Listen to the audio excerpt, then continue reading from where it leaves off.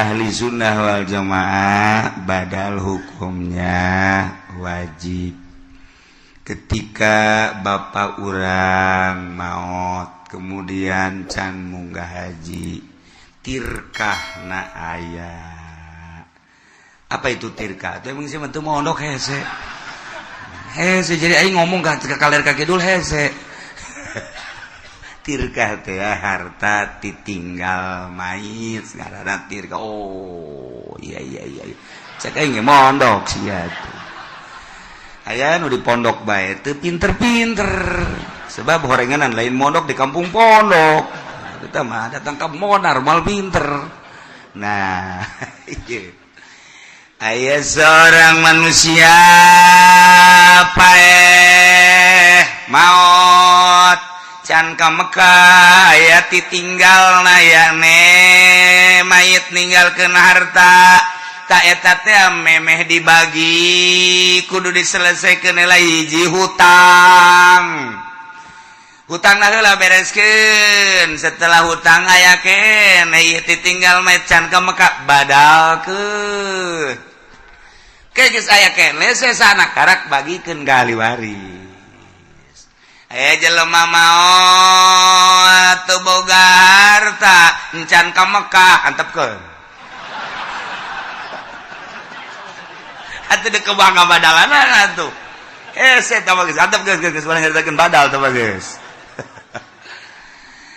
Anu carita badal teh bapak urang maot aya ditinggalna badalkeun ku anak aya anak maot karunya bapana dek ngabadalkeun haji hek bae dibadalkeun jang anak lantaran karunya masalah aya mah ditinggalna ditinggalna ja anak ngan bapa dek ngabadalkeun masalah sebab aya patali nasab tapi lamun kieu mah urang hirup bertetangga jeung batur maot dek dibadalan ku urang teu jadi itu teh puguh teu karu ngabadalan jana naonan atuh teu bisa kecuali orang minta izin heula ka keluargana mah enggak minta izin ke keluargana gitu. Waalaikumsalam. Oh bapak, iya.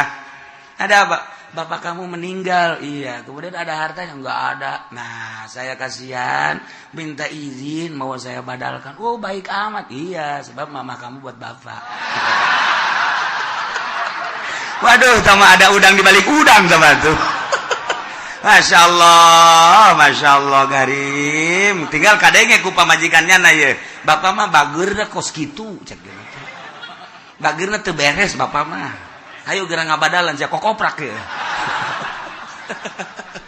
Jadi pan urang serba salah tah deuk nyieun kahadean teh aya nu ngahalangan bener teu? Deuk nyieun kahadean ieu aturanna urang meunang ganjaran sebab urang ngabadalkeun eta kan bener teu? Ha, lamun urang ngabadalkeun nyana minta izin, masalah geus lantaran aya izin teh keluargana, ganjaranana mun urang di akhirat ka sorga pan pamajikan urang ka bawa. Ye, perang sana. Tapi pan dilarang ku pamajikan urang. Wah, ulah dibadalkeun. Ajeun ku kumaha ge? Ieu mah duit bapak, kajen duit bapak ge. Kunaon sih? Da kunaon? Dedengnya lain deui. Aduh, tak iya soal badal tak. Jadi kesimpulan mah aya hiji jelema maot aya hartana nyana can ka Mekah wajib dibadalkeun heula setelah nyelesaikan hutang. Adapun urang patulah patali jeung batur teu wajib ngabadalkeun.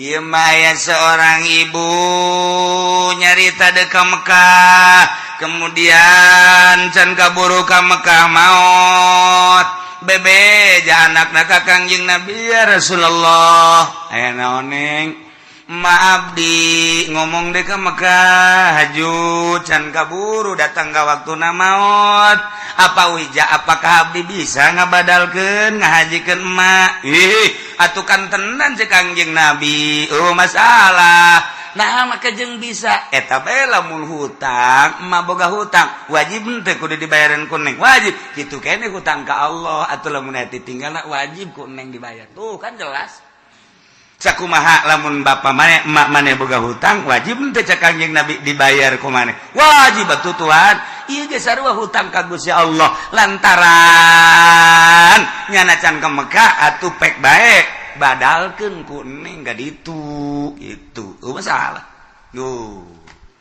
Abi Muhammadiyah mah teu wajib cek Muhammadiyah ai urusan jeung jelema mah paneta mah jelas ai urusan jeung Allah mah nya Allah ngahutangkeun kitu Muhammadiyah mah geus lah ulah loba omong Muhammadiyah geus lah siapa tuh maca hadis beureudanna oh aya cenah macana Bukhari tapi eta Bukhari paneta hadisna tapi teu dipake ku cenah kumaha ngartikeunana meureun nu mentak teu boga silsilah cenah mah Bukhari nu boga silsilah mah urang ahli sunnah wal jamaah mentak ngaji Bukhari ngaji Muslim Sunan Nabi Daud Ibnu Majah kudu boga guru engke urang dibere silsilahna nah sanadna urang disahat tuh nyambung ka Imam Bukhari nyambung ka Kangjeng Nabi Muhammad sallallahu alaihi wasallam kos kitulah soal badal wallahu a'lam.